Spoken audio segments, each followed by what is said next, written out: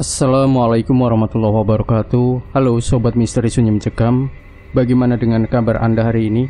Mudah-mudahan fine dan selalu dalam lindungan Allah Subhanahu wa Ta'ala.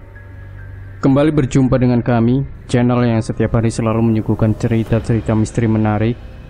Dan kesempatan kali ini kami masih akan melanjutkan sebuah kisah misteri yang berjudul Perseteruan Dua Keluarga Ningrat Gara-gara Lamaran Ditolak, bagian keempat.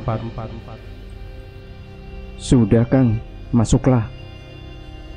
Dengan tergugup penuh rasa takut, Kolis pun melangkah menuruti ucapan Ilham, menapaki rumput-rumput liar yang terkadang membuatnya harus menahan perih, lantaran kulit kakinya tergores daunnya yang tajam.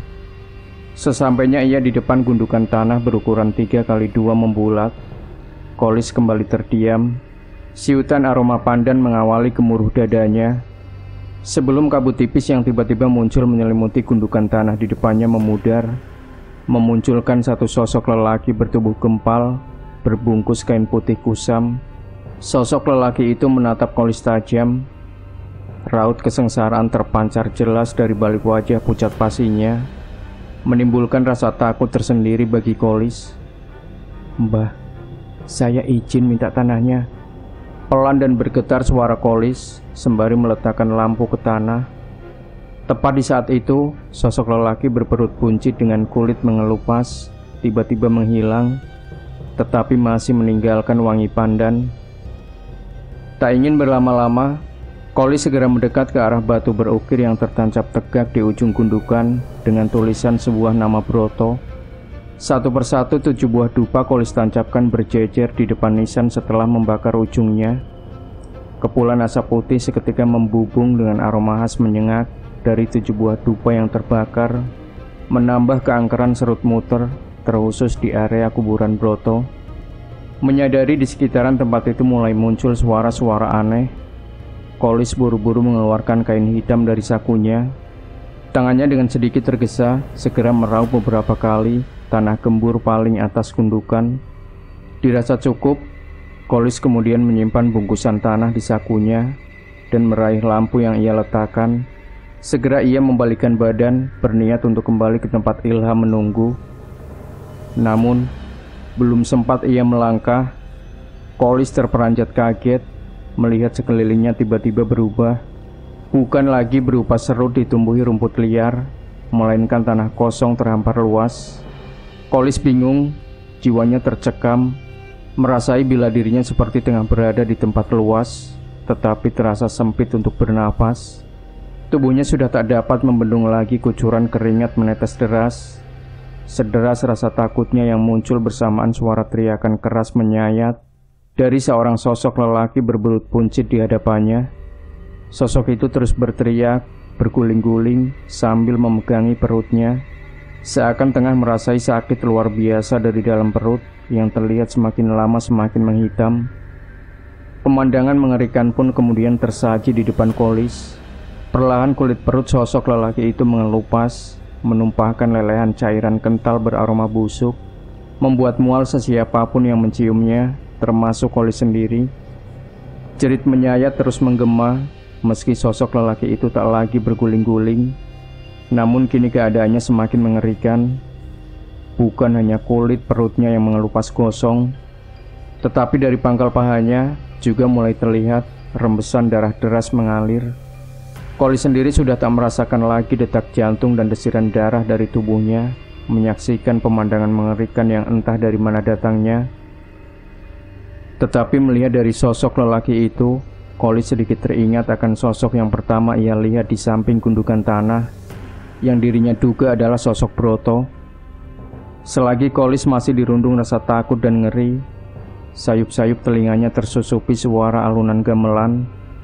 Tak lama dari samping kanannya muncul sesosok wanita setengah baya dengan menari mengikuti alunan gamelan, mendekat ke arah sosok lelaki berperut buncit yang sudah sekarat. Sosok wanita itu terus menari mengitari tubuh lelaki yang hanya bisa mengerang kesakitan. Tiap kali suara gong menggaung, wanita itu selalu menghentakkan kakinya ke tanah. Seketika bersamaan dengan hal itu, Dari mulut lelaki yang terkapar, menyembur darah merah serta gumpalan-gumpalan hitam sebesar ujung jari kelingking. Ingin rasanya Kolis menolong lelaki itu, tetapi untuk bergerak saja kakinya tak mampu, sehingga hanya bisa melihat betapa menderitanya sosok itu, tersakiti yang entah oleh apa sebabnya. Sebentar Kolis merasakan keheningan, kala sang wanita setengah baya bersanggul mahkota kecil menghentikan tariannya.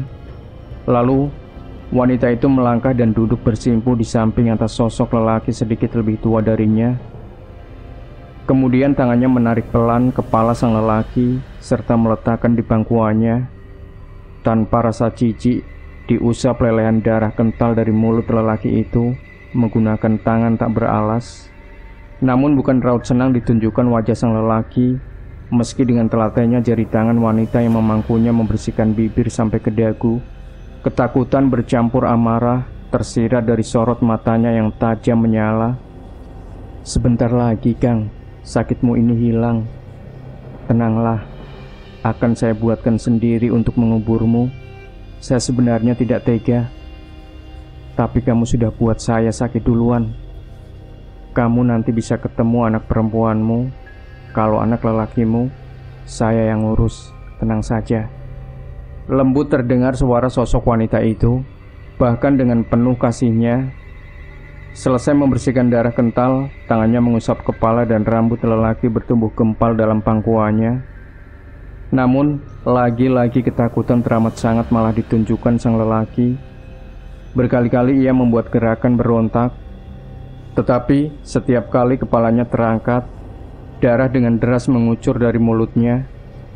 Kali ini sosok wanita itu tersenyum sinis, lalu melantunkan sebuah tembang menyayat terkandung aura mistis. Sampai pada bait terakhir, sosok wanita itu mengatupkan rapat-rapat dua bola matanya, hingga beberapa tarikan nafas.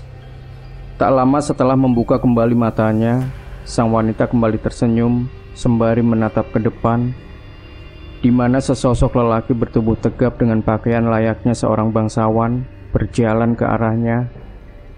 Sangat kontras dengan rambut sebahunya yang hitam mengkilap, menambah aura kewibawaannya. Tetapi ketika pandangan dialihkan ke atas, tepat di belakang mahkota perak yang dikenakan sang lelaki muda, tak ayal akan tersurut mundur mendapati dua buah tanduk merah menyala. Hal itu juga dialami Kolis. Walau kedua kakinya tak mampu menapak, Kolis terduduk di tempat ketika matanya melihat kehadiran sosok lelaki tampan namun mengerikan. Sedikit berbeda dengan keadaan lelaki gempal yang tak berdaya, matanya melotot dan mengerjap kencang. Kedua kakinya pun berusaha mengentak.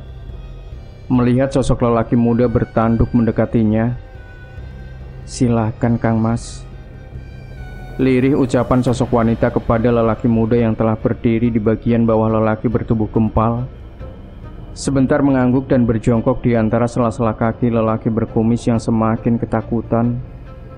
Jerit menyayat kembali menggema dari mulut lelaki yang sudah tak berdaya. Tubuhnya mengejang, menggeliat kuat, serta mata membelalak lebar. Merasai sakit luar biasa kala sosok bertanduk menarik paksa alat vitalnya. Auman disertai tawa menggelegar keluar dari mulut sosok bertanduk. Tangannya yang terlumuri darah oleh segumpal daging alat vital terangkat ke atas sebelum memasukkannya ke dalam mulut lebarnya.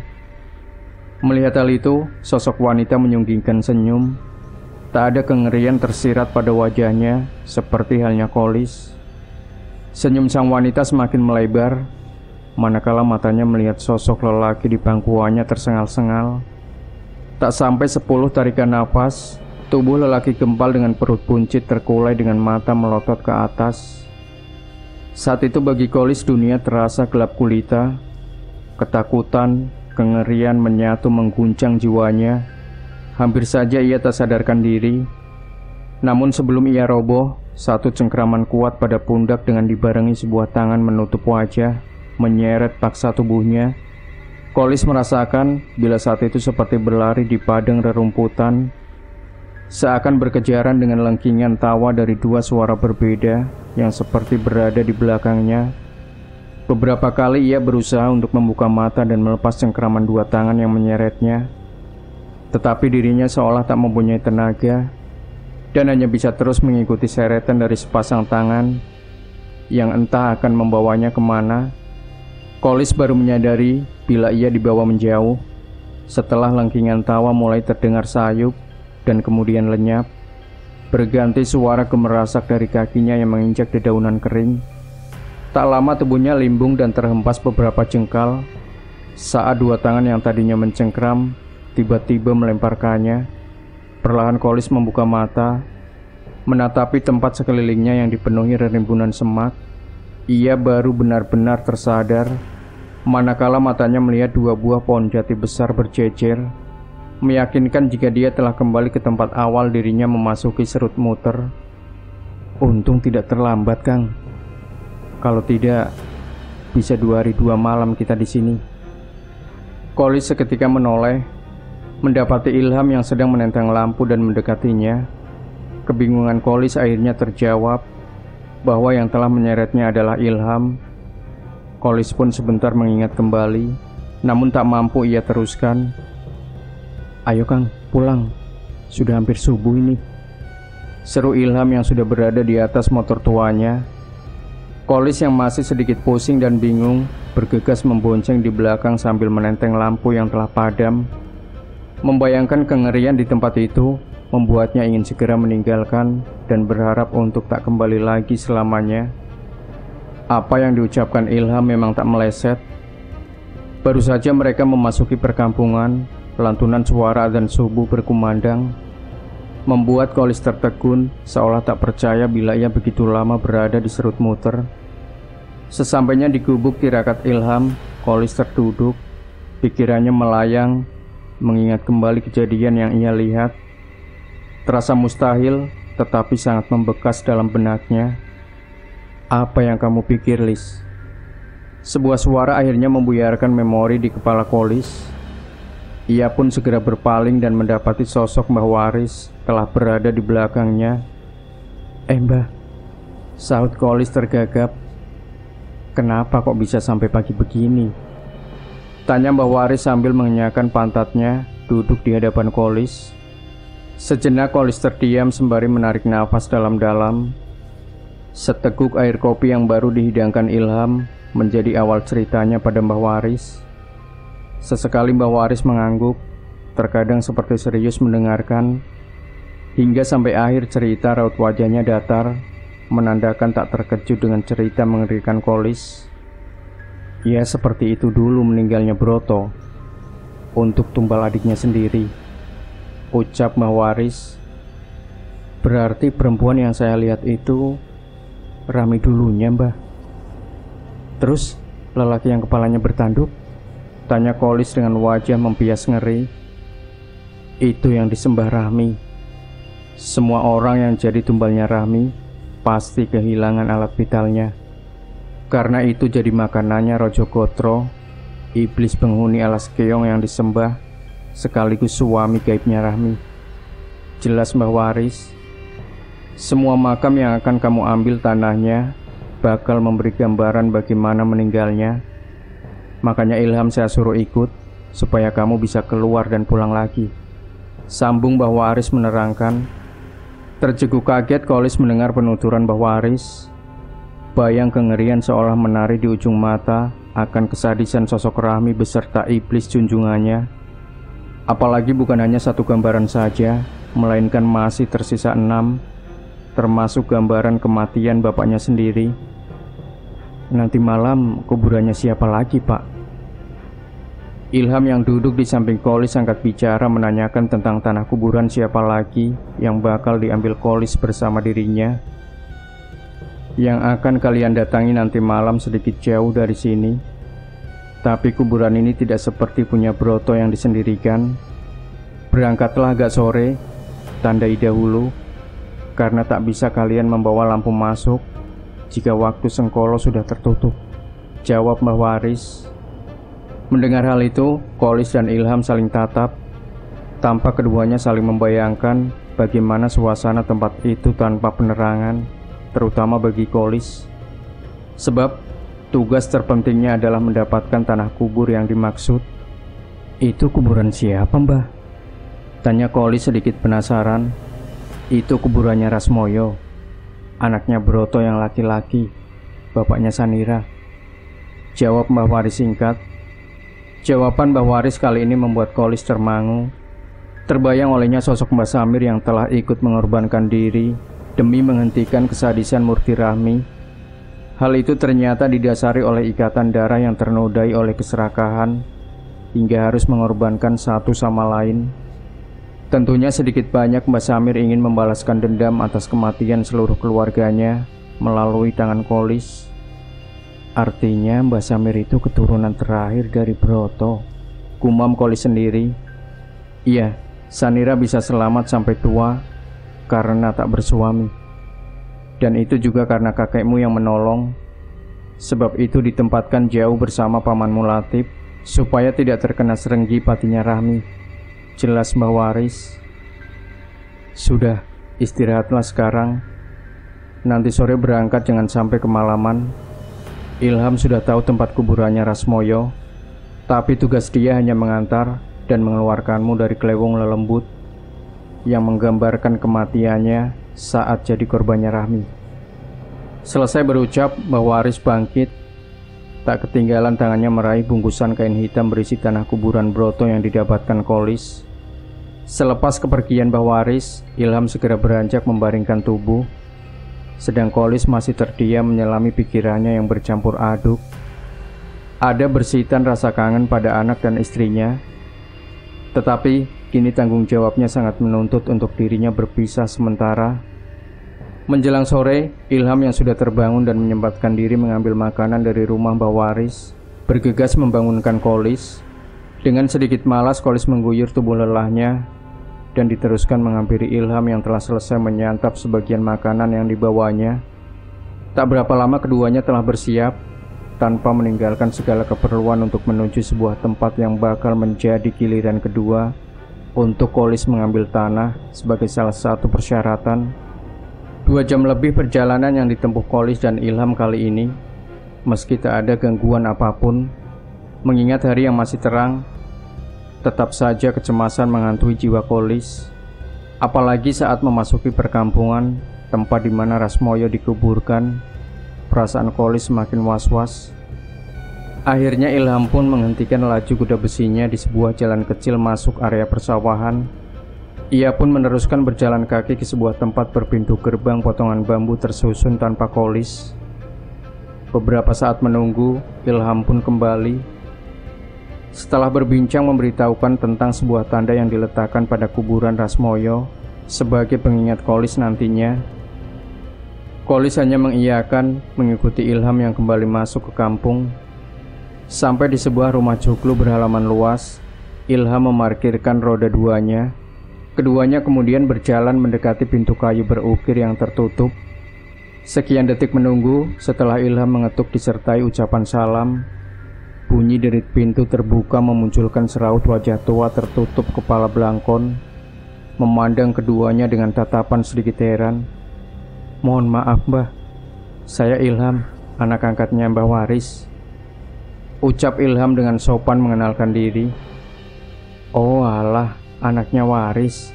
Ayo masuk nak," sahut sang pemilik rumah sambil tersenyum memamerkan deretan gigi hitamnya. Di bawah keremangan lampu gantung, Kolis dan Ilham dipersilakan duduk pada kursi kayu membentuk persegi 4.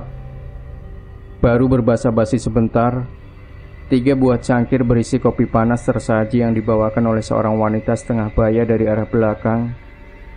Meminum seteguk, Ilham dan Kolis terdiam saling pandang ketika satu pertanyaan terlontar dari bibir lelaki tua berbelangkon pada mereka, membuat suasana sedikit canggung. Sebelum seutas senyum ramah tersungging dari sudut bibir sang tuan rumah, melegakan hati Ilham dan Kolis. "Saya cuma bercanda, Le. Kopinya nggak apa-apa.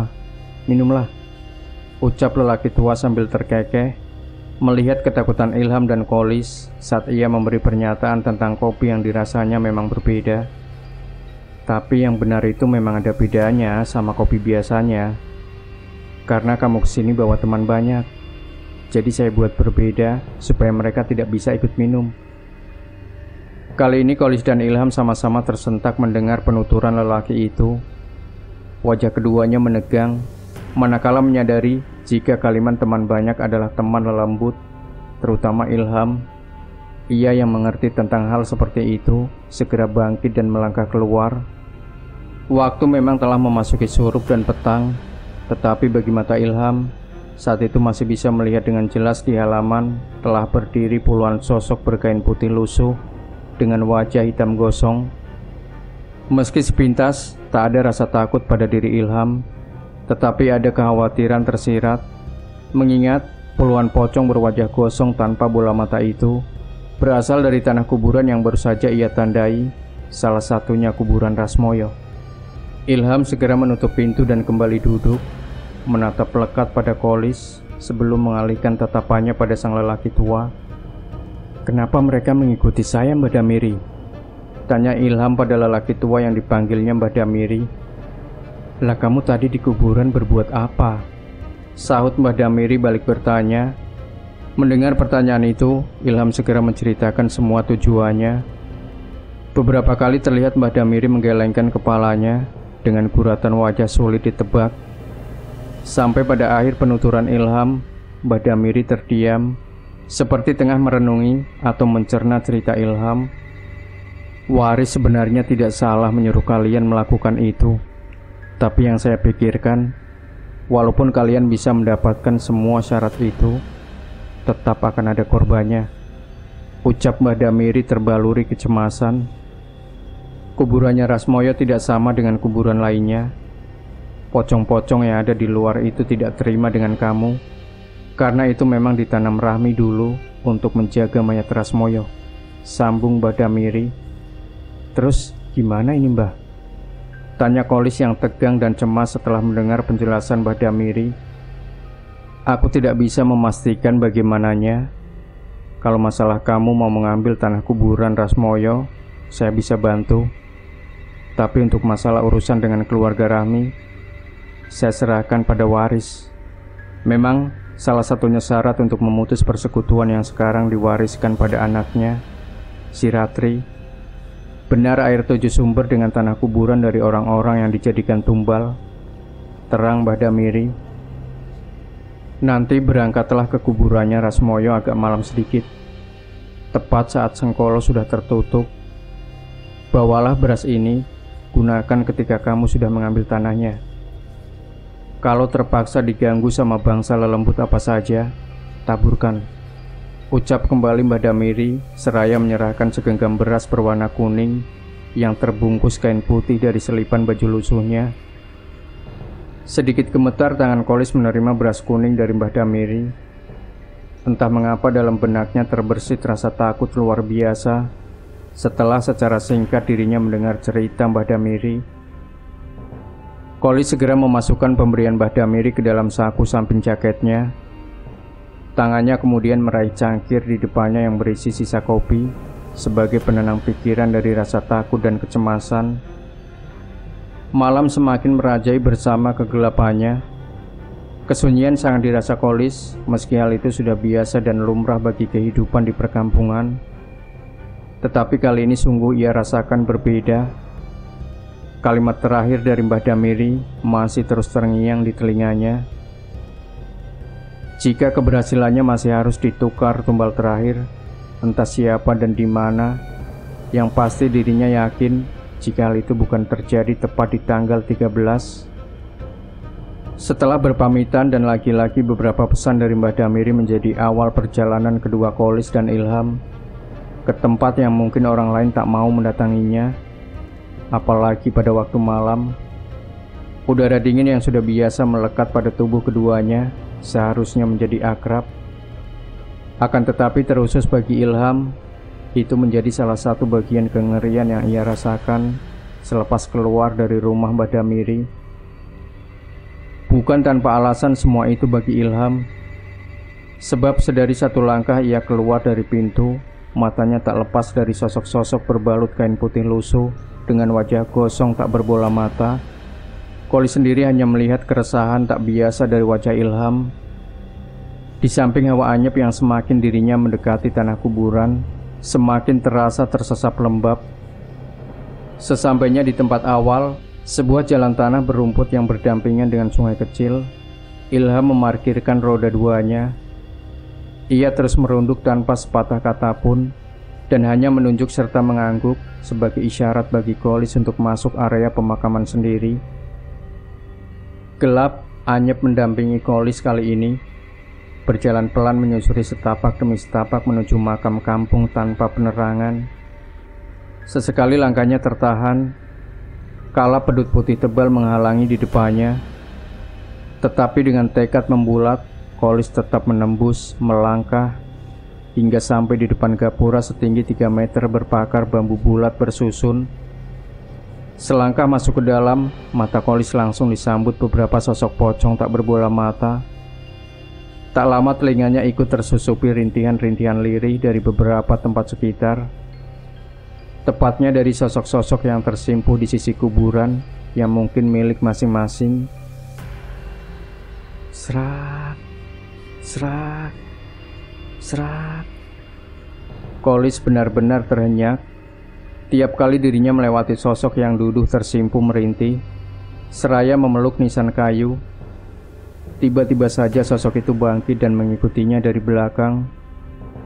Seolah bagi seorang pemandu, semakin masuk ke dalam, semakin banyak sosok beragam wujud keseramannya mengikuti langkahnya. Sesampainya di sebuah bangunan kecil berkuncup, Kolis menghentikan langkah. Sama halnya dengan puluhan sosok yang semuanya berbalut kain putih lusuh, sebagian gosong terbakar ikut terhenti.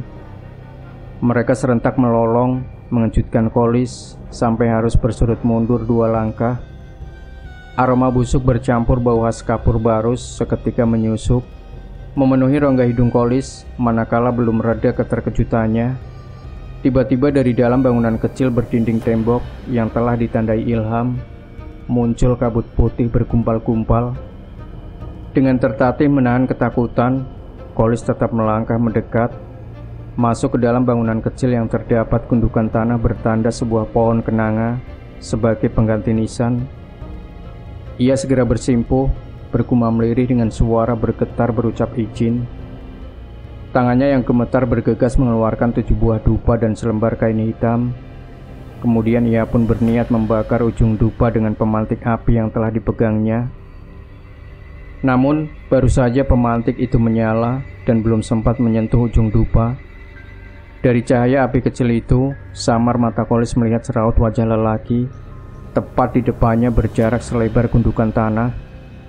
Mata dari wajah itu melotot tajam, rambutnya sebahu dan acak-acakan, sebagian menggempal, akibat lelehan darah dari kedua telinganya yang hancur. Gidik kengerian seketika menyebar ke seluruh tubuh Kolis. Namun belum sempat membuncah, Kolis menunduk, mengingat kembali semua pesan dari Mbah Waris serta Mbah Damiri. Buru-buru tangan Kolis menggenggam 7 dupa dan membakarnya. Setelah terlihat kepulan asap membubung, ia segera menancapkan di bawah pohon kenanga, pengganti nisan kuburan Rasmoyo. Setelah itu, tangan Kolis meraup beberapa genggam tanah sedikit keras di atas gundukan, mengabaikan geraman di belakangnya, serta seringaian dan tatapan nyalang seraut wajah yang masih terus berada di depannya. Selesai membungkus, Kolis segera beranjak dan melangkah keluar dari bangunan kecil. Tak terkejut lagi dengan puluhan sosok yang masih berdiri di antara nisan-nisan kayu kuburan warga kampung, tengah mengawasi meski mereka tak berbola mata.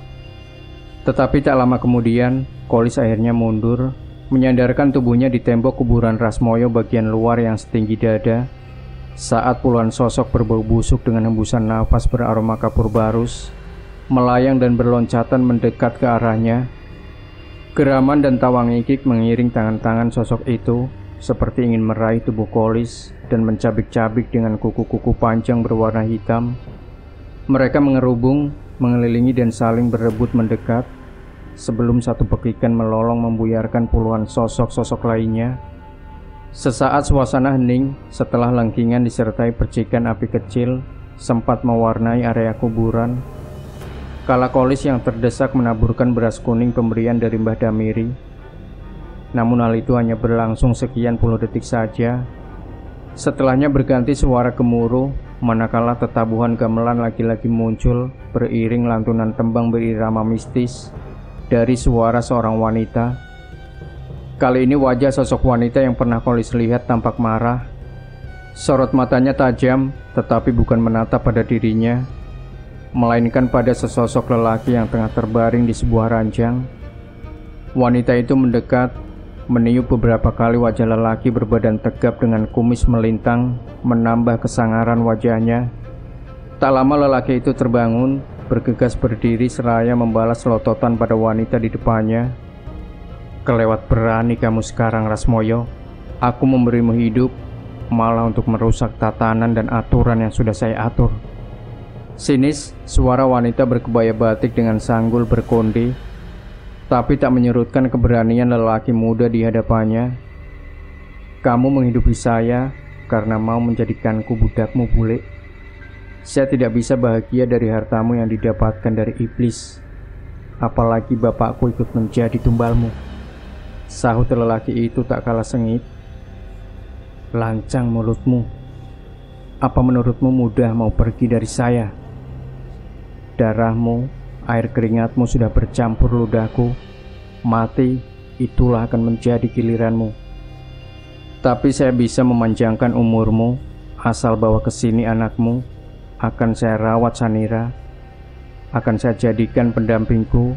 Mengurus harta yang berlimpah ruah ini. Akan mulia hidupnya." Ucap sosok wanita dibarengi dengan seringayan sadis tersungging dari sudut bibirnya. Sedangkan sang lelaki yang dipanggil Rasmoyo terbungkam, wajahnya pucat, nyalinya menciut, tetapi segera berubah menjadi luapan amarah manakala nama anaknya, Sanira, disebut oleh sosok wanita di depannya. Seketika ia melangkah cepat mendekati sosok wanita itu, namun belum sampai tangannya meraih leher untuk mencekik, dari bibir dan hidungnya tersembur darah merah. Tak hanya itu, ceritanya pun langsung melengking dengan tangan mendekap kedua telinganya yang tiba-tiba meleleh bagai tersiram air keras. Tak ada rasa iba dari sang wanita. Ia terus tersenyum, tergelak, menatapi cacaran darah yang deras keluar dari dua lubang telinga Rasmoyo. Tak sampai hitungan menit, tubuh kekar Rasmoyo roboh. Kesangaran wajahnya berubah menjadi raut mengiba.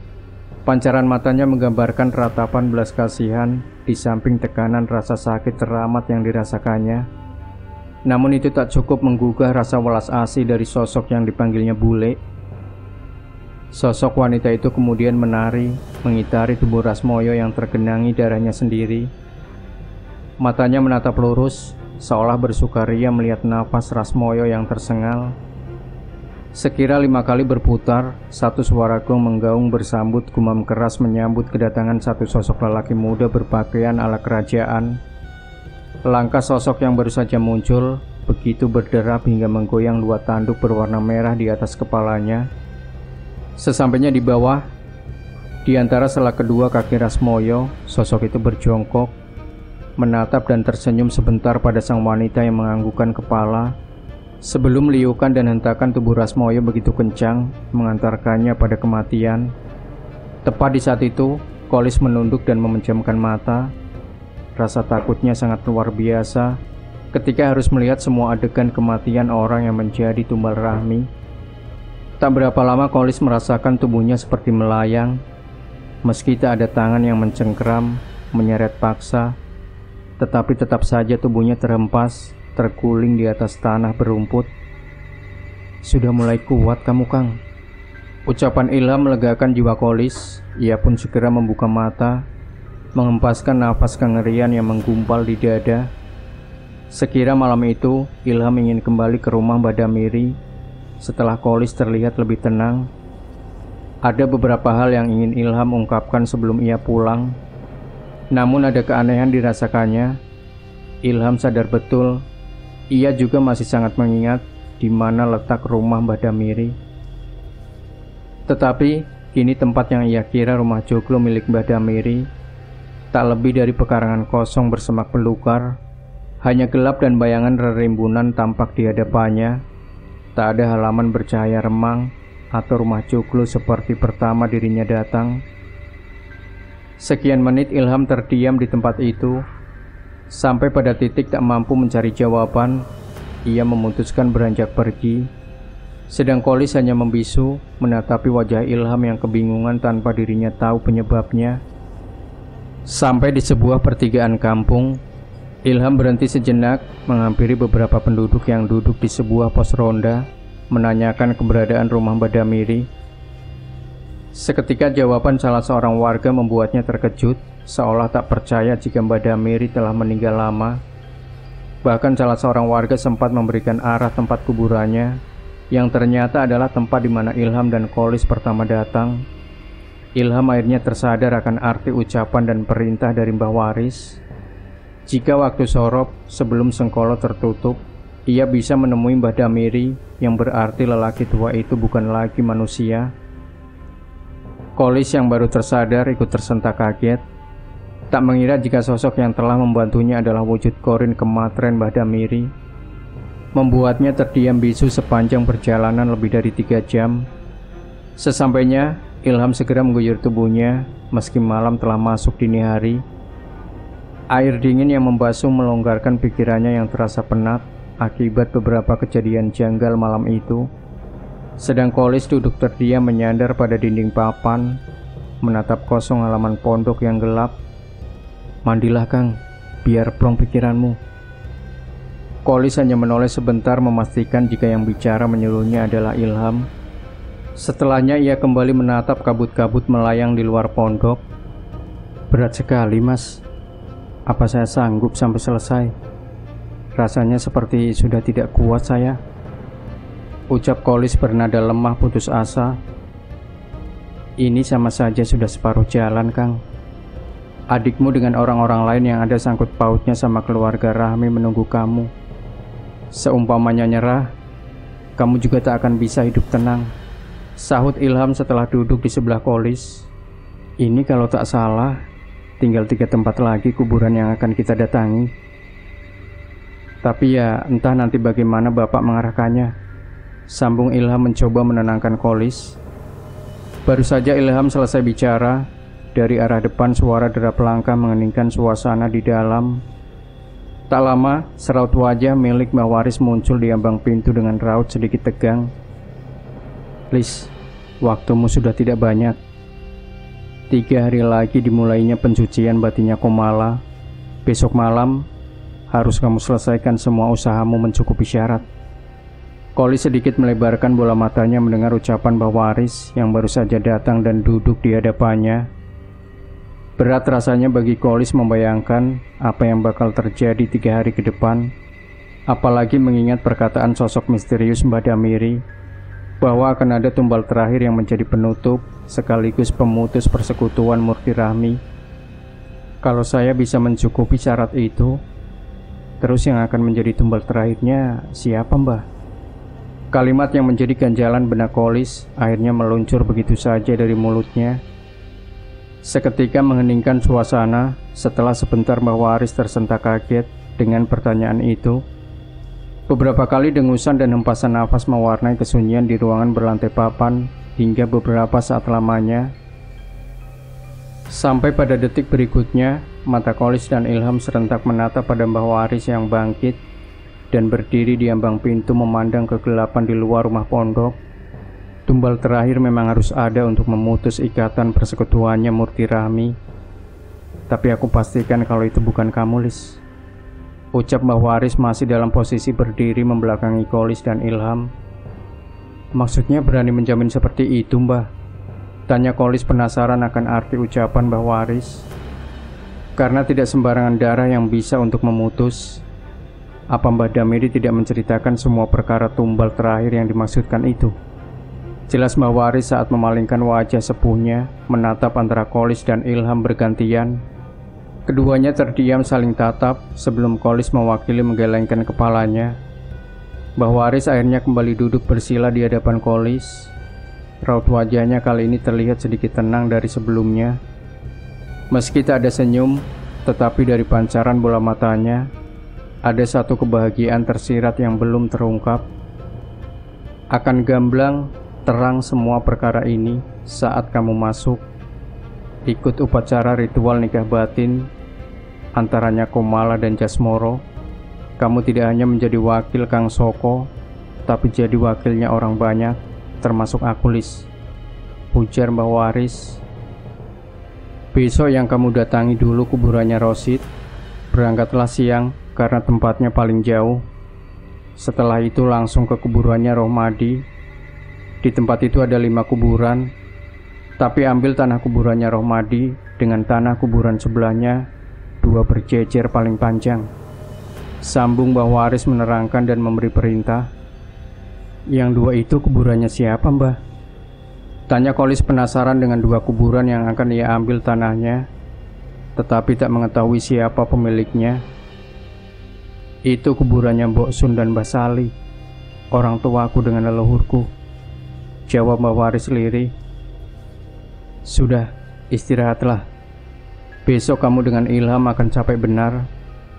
Jangan lupa semua pesanku tadi, sahut Mbah Waris raya bangkit, seolah menghindari percakapan lebih panjang. Sedang Kolis yang hendak membuka mulut untuk kembali bertanya, seketika urung terbungkam dengan wajah dipenuhi gurat penasaran.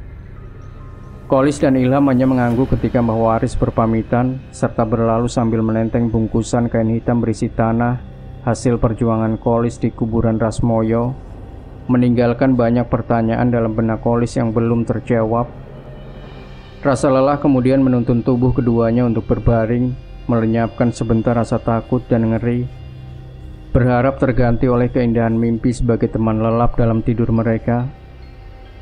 Tepat ketika matahari bergeser dari atas kepala, Kolis terbangun, bergegas mengguyur tubuhnya, sembari menunggu Ilham yang telah terbangun lebih dulu. Hampir 60 menit setelah kedatangan Ilham dari rumah Mbah Waris yang membawa bekal, Kolis dan Ilham kemudian memulai perjalanan akhir dari tugas ritual 7 makam. Sengatan cuaca panas saat itu sangat dirasa keduanya kala menyusuri jalan hitam aspal. Tetapi ketika memasuki sebuah perkampungan dan baru melewatinya, tiba-tiba saja suasana alam berubah.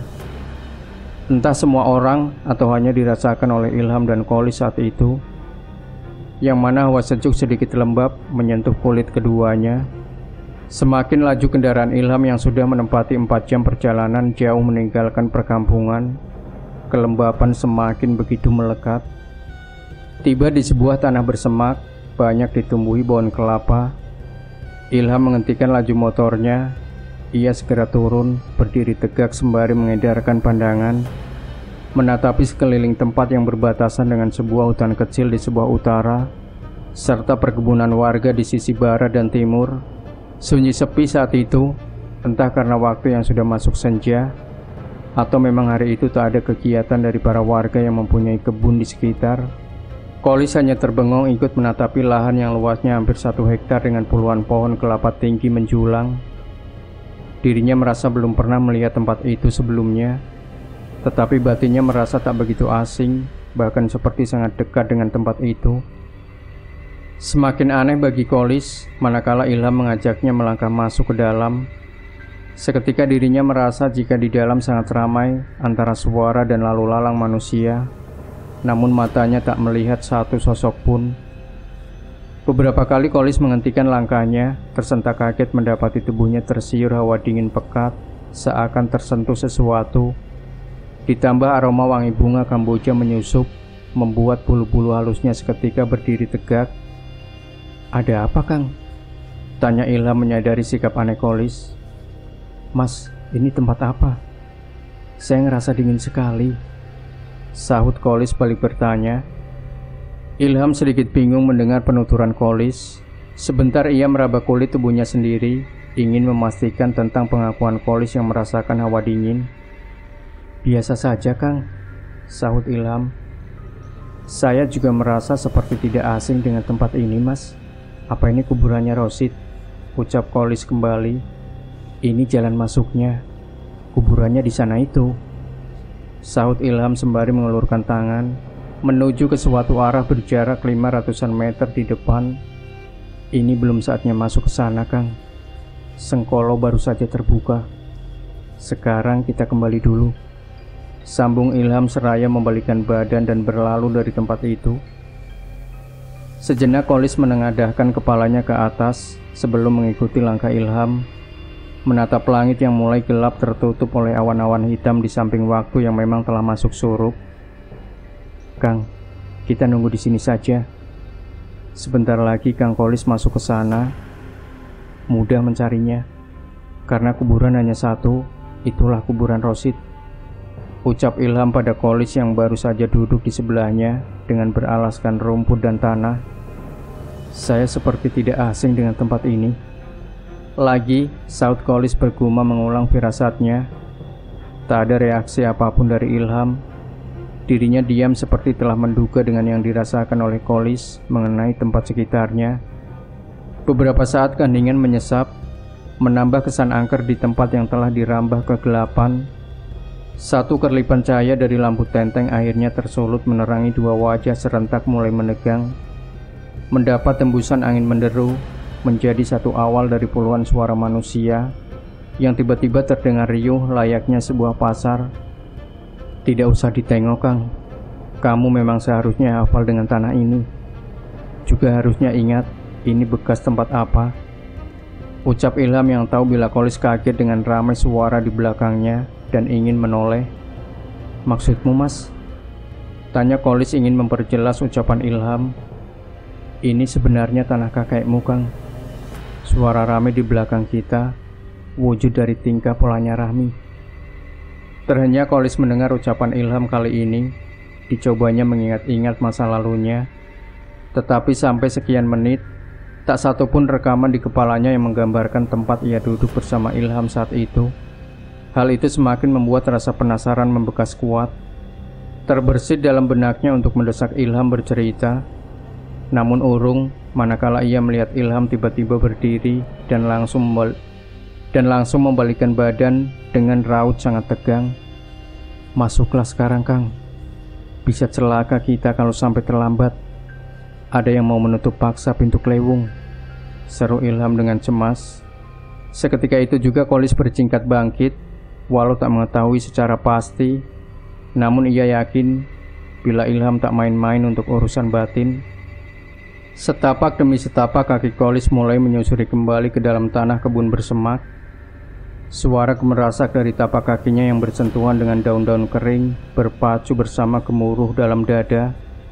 Saat tahu dirinya bakal melewati puluhan sosok bertelanjang bulat dengan anggota tubuh berlumur darah sudah menampakkan wujud di depannya.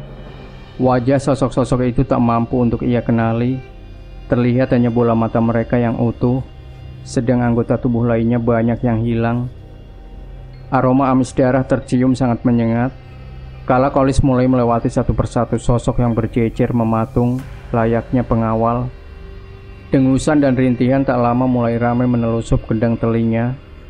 Saat lambaian tangan-tangan sempurna milik sosok yang telah terlewati dan dirinya abaikan. Seratusan meter ke depan atau setelah melewati sebuah parit kecil, suasana berbeda harus Kolis lalui, di mana bukan lagi sosok-sosok berlumuran darah, tetapi wujud sempurna dari para wanita berparas ayu dengan kulit putih menawan tanpa tertutup selai benang. Hampir semua sosok wanita yang awal tampak berlalu lalang sambil tertawa riang, berhenti dan menatap ke arah Kolis. Sinis dengan sorot tajam, menggambarkan kebengisan meski dengan rupa menawan. Hal itu betul-betul dirasakan Kolis. Baginya saat itu, mereka lebih menakutkan daripada sosok-sosok sebelumnya. Apalagi saat melihat untaian rambut hitam panjang mereka seperti menyatu tanpa ujung, semakin menciutkan nyali dan keberanian Kolis. Sempat terhenti langkah kaki Kolis oleh suara sapaan lembut menyebut namanya dari belakang. Sejenak ia ragu antara menoleh dan mengabaikan. Di saat itu juga suara panggilan semakin jelas, bahkan kini teramat lembut dan begitu dekat. Hampir saja Kolis tak dapat membendung keinginannya untuk menyambut sapaan itu. Namun sebelum terjadi, satu suara menyentak menyadarkannya jika bahayalah yang menantinya di belakang. Kolis akhirnya terus melangkah maju, membiarkan suara panggilan yang mulai berubah menjadi tawa melengking bersahutan memenuhi gendang telinganya. Sesampainya ia di depan sebuah pohon besar tinggi menjulang, guguran dedaunan menyambutnya. Tak lama gemerincing besi berbenturan menandai kemunculan satu sosok di sudut kanan, tepat di samping sebuah gundukan tanah setinggi hampir 1 meter. Ada ketakutan tersendiri dalam diri Kolis saat itu, saat dimana ia melihat sosok berwajah tampan, terbelenggu rantai hitam pada bagian tangan, kaki, dan leher. Sepintas Kolis hanya melihat sosok itu meringis mengiba. Tak ada luka atau goresan pada bagian tubuh atasnya. Tetapi ketika pandangannya teralihkan pada bagian kaki, nampak lelehan darah deras mengucur dari pangkal pahanya. Tubuh Kolis seketika ikut bergetar, kedua kakinya mulai goyah, manakala sosok itu menjerit, meronta ingin melepaskan diri. Namun hal itu hanya menimbulkan suara keras dari rantai hitam yang berbenturan dan lelehan darah semakin deras mengalir. Rasa ngeri terus menghantui jiwa Kolis. Kepalanya tertunduk saat kakinya mulai melangkah mendekat ke arah gundukan tanah. Tak ada guna lagi lampu di tangannya, lantaran sedari awal ia masuk, sekitar tempat itu terasa waktu sore. Langkah tertatih Kolis akhirnya sampai di bagian ujung bawah kuburan. Sebentar ia melirik ke arah sudut kanan, namun sosok itu telah hilang. Dengan cepat ia pun membakar 7 dupa dan melambarkan kain hitam yang ia bawa. Di bawah kepulan asap beraroma menyengat, tangan Kolis segera meraup beberapa kali bagian atas tanah kuburan milik Roshid. Tolong aku, tolong aku. Lirih bersayup memelas suara dari belakang Kolis, membuatnya urung berbalik, sadar jika suara itu bisa membuatnya celaka. Lagi-lagi Kolis menunduk memejamkan mata, tak peduli lagi tetesan keringat dari wajahnya jatuh di sisi kuburan Roshid. 3-4 kali suara itu masih terngiang dan akhirnya hilang, memantapkan batin Kolis untuk bangkit meninggalkan gundukan tanah bernisan batu marmer mengkilap.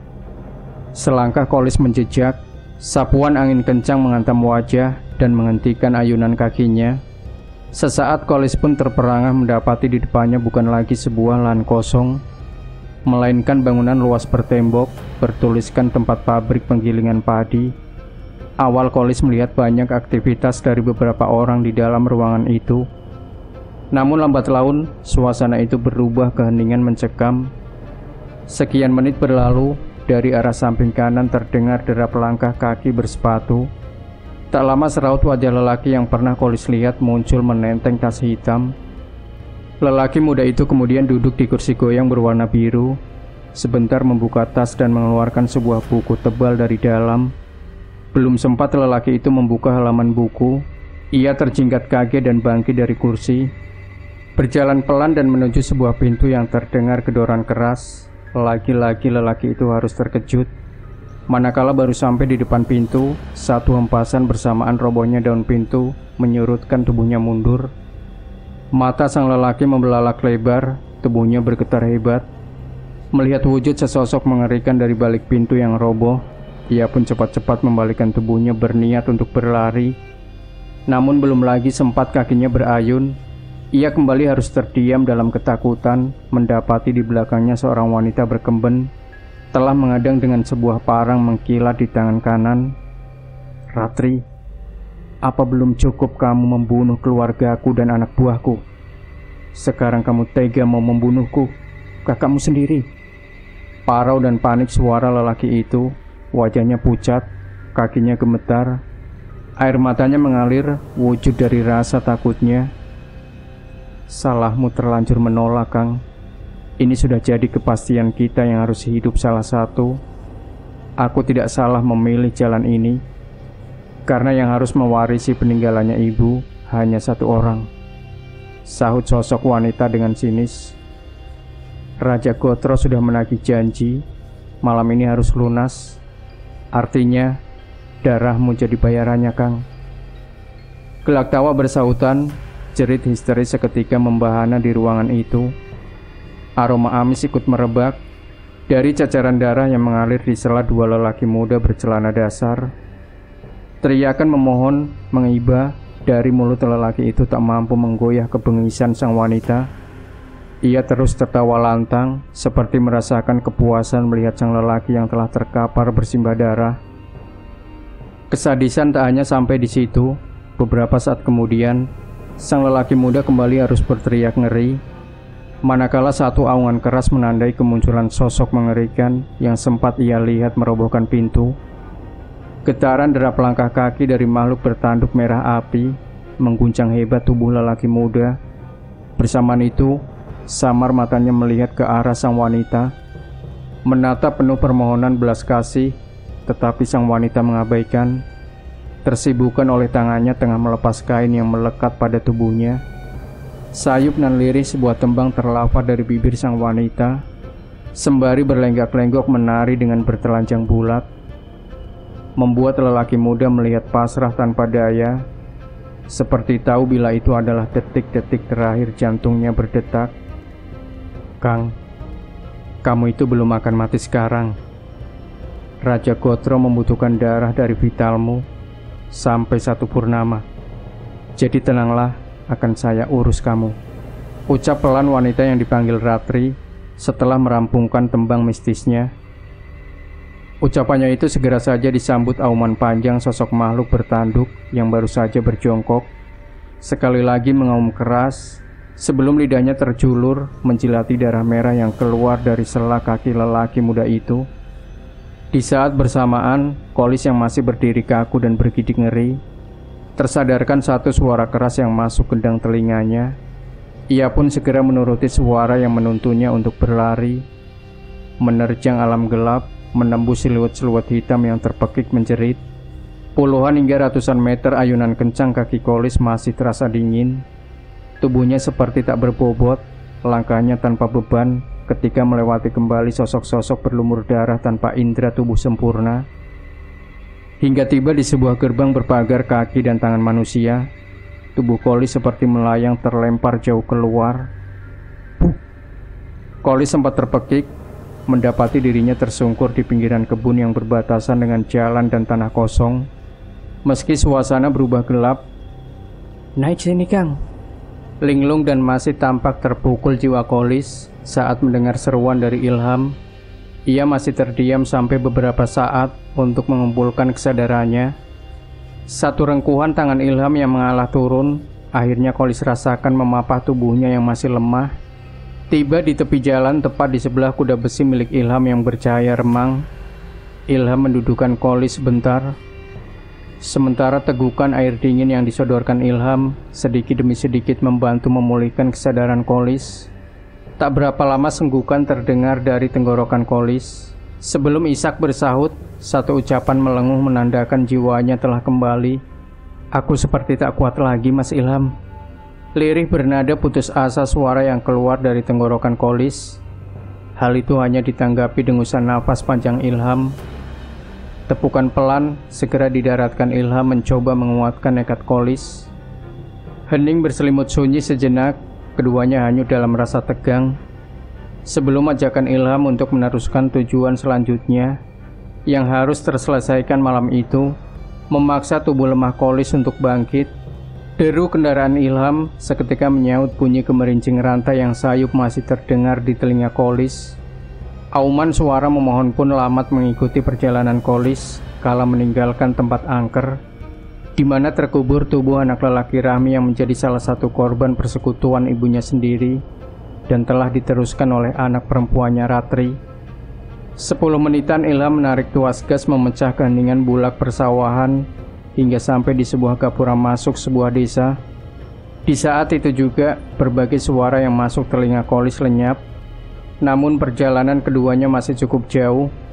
Beberapa kali harus melewati desa berbeda, menyeberangi beberapa jembatan pemisah antar kampung, hingga melintas di jalan hitam aspal. Hempasan angin dingin menyusup tulang-tulang Kolis dan Ilham manakala memasuki sebuah perkebunan pohon jati. Melewati sebuah gapura batu bersusun menguncup, bercahaya remang dari beberapa lampu yang tergantung berjarak satu sama lain. Bias menegang sangat kentara di wajah Kolis ketika Ilham membelokkan stang kuda besinya melewati gapura guna masuk area kebun lebih jauh.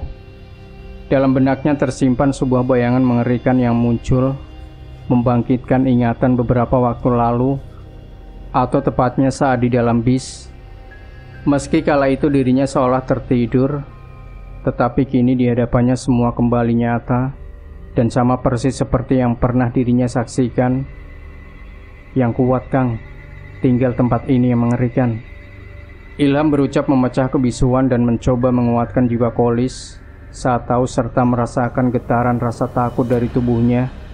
Tetapi bagi Kolis, itu tak cukup untuk mengusir kelebatan bayang-bayang kengerian yang tengah menggambar dalam memori kepalanya.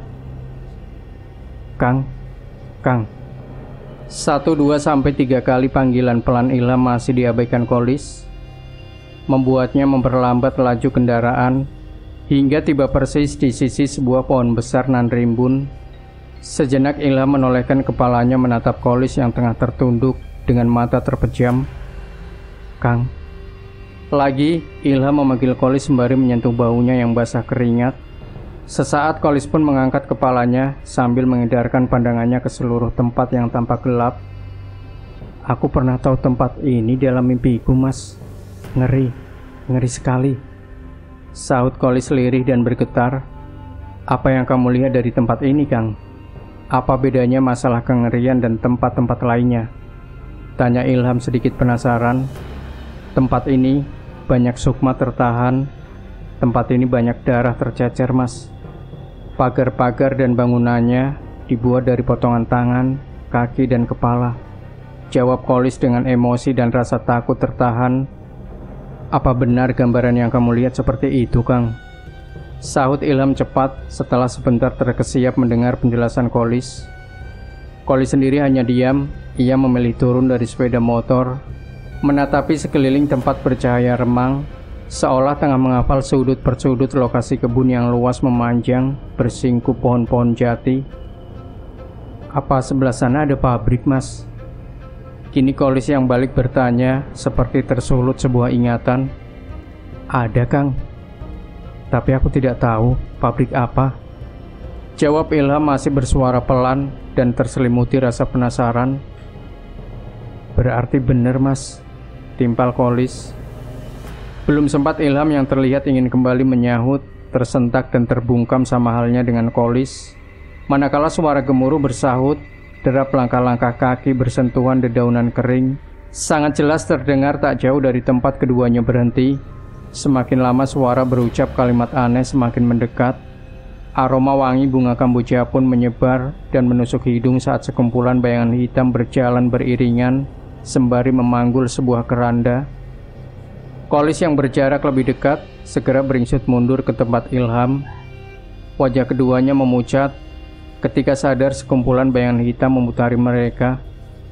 Wajah keduanya memucat ketika sadar sekumpulan bayangan hitam memutari mereka. Jungut cimpet, jungut cimpet, jungut cimpet. Berulang-ulang kalimat serentak dari mereka riuh menyusup kendang telinga Ilham dan Kolis. Meski tak mengerti makna kalimat itu, namun tiap-tiap kata itu terucap, aliran darah keduanya seperti terhenti. Jangan lihat matanya, Kang, seru Ilham tiba-tiba. Ia segera melompat turun dari sepeda motornya dan menghampiri Kolis. Ini yang dibilang Lugut Nyowo, sambut Ilham yang tersadar akan keadaan saat itu. Ayo, Kang, sekarang kita harus berjalan. Jangan dianggap setan-setan yang kerjaannya jemput sukma tumbalnya Rahmi. Kamu harus cepat ambil tanah 3 kuburan di tempat ini. Jangan sampai kita keduluan. Kembali Ilham berucap seraya menarik Kolis yang masih diam gemetar. Sepanjang keduanya melangkah, tak hanya sosok-sosok bayangan hitam yang memikul sebuah keranda terus mengikuti, tetapi dibarengi jeritan memilukan saling bersahutan. Tak terhitung lagi langkah kaki Kolis dan Ilham. Mereka seolah berjalan tak memijak, terus menatap ke depan di keremangan suasana kebun jati berhawa dingin sinung. Getaran hebat benar-benar dirasakan Kolis saat tersuguh pemandangan mengerikan di hadapannya. Tepat di depan sebuah pintu kayu melengkung dengan bangunan tembok memutar setinggi dada. Kamu harus kuat, Kang. Di dalam sana tanah kuburan yang harus kamu ambil. Aku cuma bisa mengantar sampai sini, ucap Ilham setelah mundur 2 langkah menjauh dari pintu. Sedang Kolis masih terpaku dalam ketakutan. Matanya tak lepas menatap tembok dengan jejeran puluhan kepala, kaki, serta potongan tangan. Bukan hanya itu, Lelehan darah kental dari potongan-potongan tubuh yang menimbulkan aroma amis menyengat semakin membuat kaki Kolis berat untuk melangkah. "Cepat Kang, masuklah." Kali ini Kolis tersentak mendengar seruan sedikit keras dari Ilham. Ia sebentar menoleh, kemudian menarik nafas dalam-dalam, mencoba mengumpulkan sisa tekad dan keberaniannya sebelum melangkah. "Tolong lepaskan. Tolong lepaskan. Tolong lepaskan." Suara memelas dari potongan-potongan kepala kembali membuat jantung Kolis seakan berhenti. Sesekali matanya melirik, melihat darah mengalir dari bola-bola mata dengan wajah meringis menahan rasa sakit teramat sangat. Namun, Kolis tetap meneruskan langkah, menunduk dan mengeraskan kepalan tangan. Sampai persis di depan pintu kayu melengkung, Kolis berhenti sejenak demi mendengar sebuah bisikan lirih namun tegas yang tiba-tiba menyusup telinganya. "Jangan menoleh ke belakang kalau sudah masuk." Walau terkejut, tetapi Kolis menuruti suara tua yang belum dirinya kenal. Apalagi saat itu ia merasakan betul jika dari belakang tubuhnya seperti disapu hembusan-hembusan nafas puluhan sosok. Hampir saja tangan Kolis tak mampu mendorong daun pintu berukir dari kayu jati tua. Bukan sebab berat, tetapi karena getaran hebat mendera sekujur tangannya. Pelan dan tanpa menimbulkan suara sedikit pun, akhirnya Kolis berhasil membuka pintu. Hening, bahkan sangat hening dirasa Kolis ketika memasuki area makam. Tetapi semakin ia mendekat ke arah makam yang terletak paling ujung, hawa lembab begitu melekat. Setiba di tengah atau sekitar 15 meter dari sebuah makam berpayung dan bersampingan dengan dua buah makam panjang, Kolis jatuh tersimpuh. Tangis ketakutan pun tak lagi mampu Kolis bendung mendapati di depannya. Di sebuah pohon yang berada di sebelah nisan dua kuburan panjang, tergantung sesosok tubuh lelaki tua berbelangkon dengan sebuah kain hitam. Matanya melotot, lidahnya menjulur bersama kedua kakinya yang mengejang-ejang. Terseok dalam linangan air mata, Kolis tetap berusaha maju mendekat ke arah tiga buah makam yang dirinya yakin adalah milik Rohmadi, Mbah Sali dan sang istri. Dari tiga makam itulah Kolis ingin mengakhiri kengerian dalam hidupnya, meski telah berkali-kali mentalnya harus diuji. Terus dan terus Kolis menyeret tubuhnya, wajahnya tertunduk. Nafasnya sesak tersengal terbaui aroma kembang kamboja dan kapur barus menyengat. Sampai di ujung dua makam terpanjang di antara makam-makam lainnya, Kolis berhenti, menengadahkan kepalanya pelan, sembari tangannya meraih kijing batu penyekat antar makam. Punggul kenir, punggul kenir. Terpaku senyap Kolis saat matanya beradu dengan dua bola mata putih rata dari sesosok wanita tua. Tengah terduduk terapi dua kayu balok di kedua kakinya. Mulut wanita itu terus bergumam kalimat yang tak dimengerti Kolis. Meski tersusup rasa takut luar biasa, namun ada setitik rasa iba melihat sosok wanita tua itu. Dari rambut putihnya yang menggumpal tertempel darah, serta acak-acakan dan rontok. Juga dari wajah keriputnya juga menggambarkan penderitaan. "Mbah, saya minta tanahnya." Lirih ucapan yang akhirnya mampu Kolis ucapkan setelah sosok wanita itu terdiam beberapa saat. Namun, belum sempat tangannya mengambil sejumput tanah, tiba-tiba sebuah jeritan melengking menghentak tempat itu. Jeritan menyayat yang berasal dari sosok wanita tua itu. Beberapa saat lamanya terdengar, kemudian berganti lenguhan lirih seperti ratapan. Kolis yang semula menundukkan wajah, kembali menengadah, terpaksa harus menatapi lelehan darah di sekujur tubuh keriput wanita tua itu. Bau amis pun seketika menyeruak, manakala darah itu mengalir ke arahnya. Tetapi aneh, darah itu tak sedikit pun membasahi kulit Kolis, meski mengalir melewati tempatnya bersimpuh. Melihat keanehan itu, Kolis segera bergeser, seraya tangannya meraup segenggam tanah di atas dua makam panjang yang tak ia kenal. Dan kemudian, ia mendekati makam berpayung di sebelahnya. Walau hanya berjarak setengah meteran, tetapi hawa lain sangat terasa ketika Kolis tepat berada di samping makam dengan nisan dipayungi kain membulat dan bertuliskan sebuah nama, Rohmadi. Sebentar Kolis memperhatikan seluruh sisi makam, sebelum tangannya mengambil tanah dan memasukkan ke dalam kain hitam yang telah ia siapkan.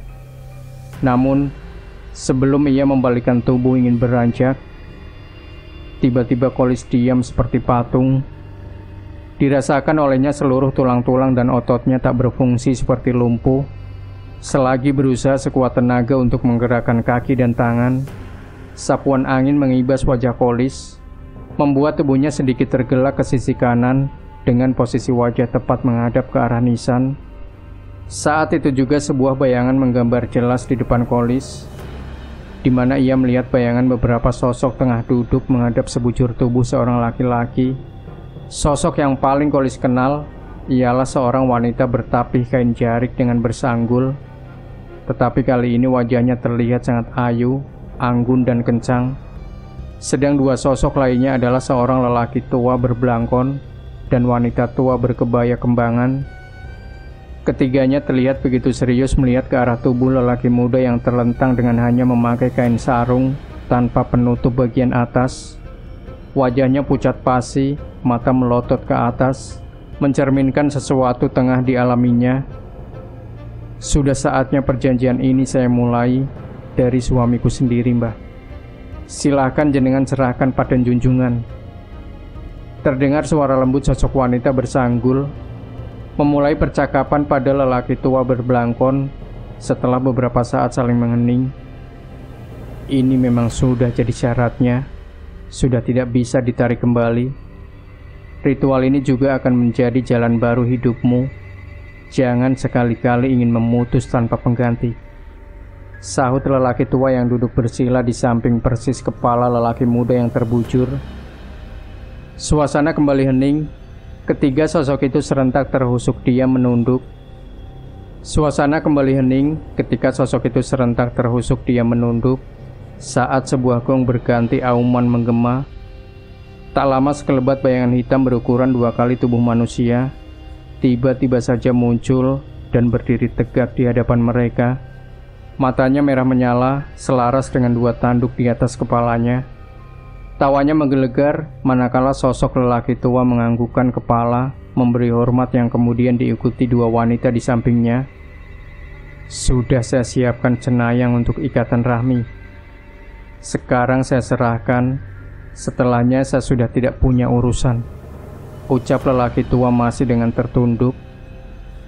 Tak ada jawaban dari sosok tinggi besar. Hanya tangannya yang berbulu lebat maju membelai kepala wanita bersanggul. Tepat saat itu terdengar rintihan dari lelaki yang terbaring. Sedikit demi sedikit tubuhnya bergerak, terutama pada bagian kaki.